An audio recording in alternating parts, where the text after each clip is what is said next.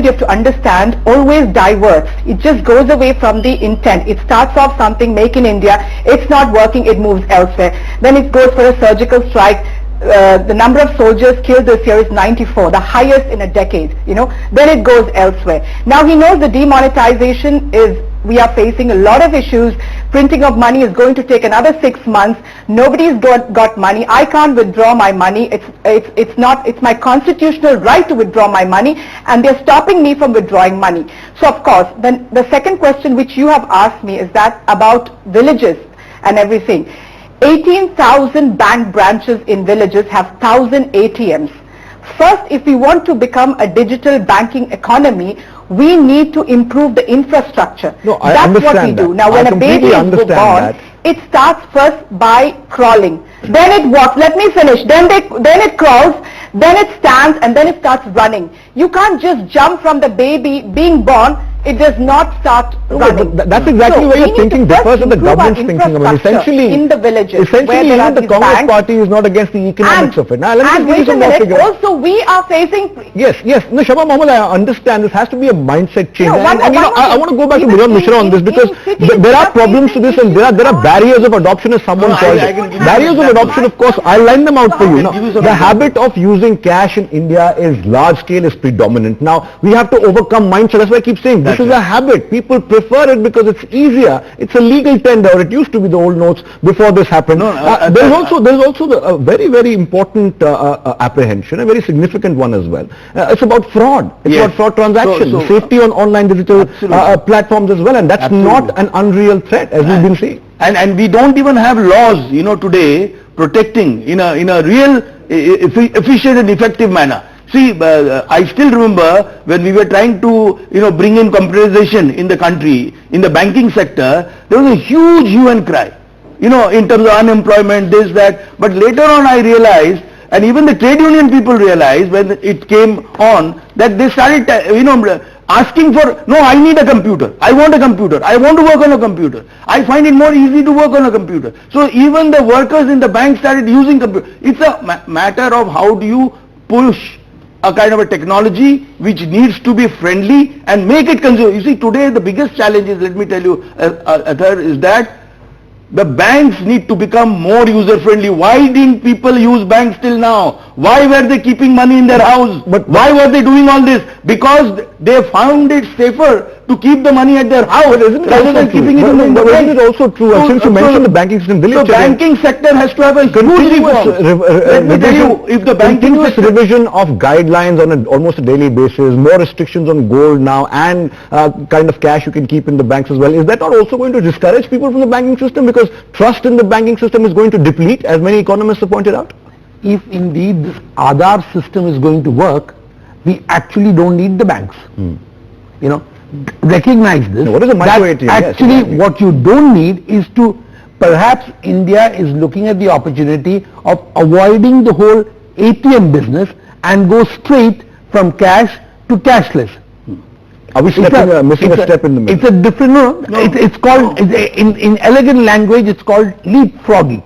So if we are going to do this leapfrogging, then what Bijan is saying needs to be taken rather seriously. One, the risks of bank fraud, and two, the big question that where does your data reside? Exactly. Does it reside with Paytm? Does it reside with Aadhaar? Does it reside with Visa?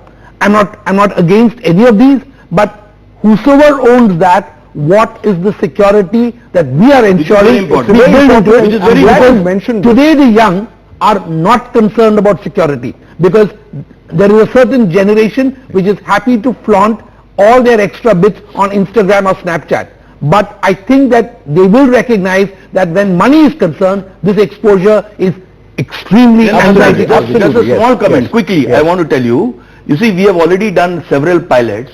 Many of the microfinance companies, they have started using handheld equipments, which is enabling people now to transact without having even bank account. But isn't it also true microfinance companies have in the interim received the jolt because their funding has dried up as well? Isn't that also true? It is true, it is dried up because now we are individuals. We are into a migration. Please try to understand. What I am trying to tell you all is that what we need to understand and take into cognizance is that this is a transition. There will be certain hiccups, but it will get smoothened out moment we bring in certain element of good practices which is being there globally. Which is also largely hoping that the population of the country will embrace that. Yes. Not based in facts or principles. Absolutely. And you know, I must confess here, when I'm going to the villages, I'm talking to the people, they're extremely happy because now they're getting a sense of, you know, they're saying, oh yes, you know, our cash was being, you know, kept by certain people and not allowed to be brought into the economy, and they were always using cash.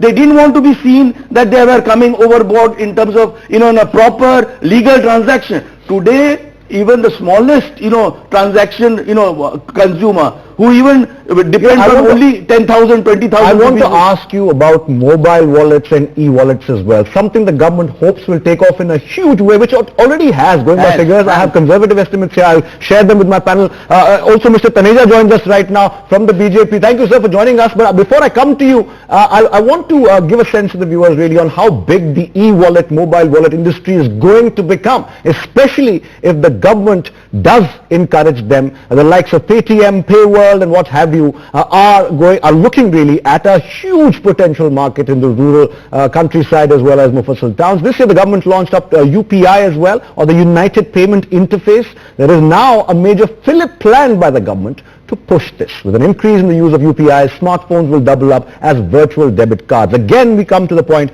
of the penetration of smartphones in the country, and that I think is the biggest question mark, and I want to explore that with my guest. But first, my colleague Meghna will give us an overview of how the government plans to use UPI, USSD and smartphone telephony to go with cashless and reduce the time you go to the bank. Take a look. Meghna joins us. The UPI is highly ambitious, the United Payment Interface, highly ambitious project which the government is hoping is going to take wings. This is going to go a long way in making India cashless. So what you require for that is essentially a smartphone which has an internet, not just any phone, you'll require a smartphone for that. And also you need a bank account details at the time of registering, you'll require those details.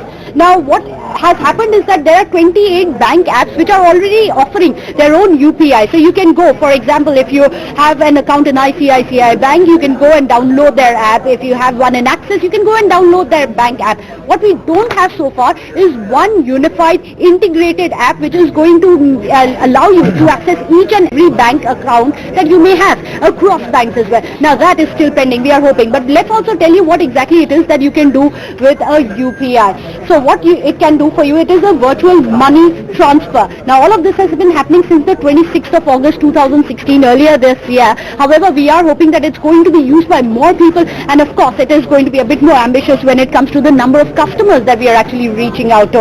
And also you can help in collecting the money. So for example, if you are to pay any money to me, you can of course use a UPI. And also if I am supposed to collect any money from you, I can put in your account details and say this person owes this much money to me. So you can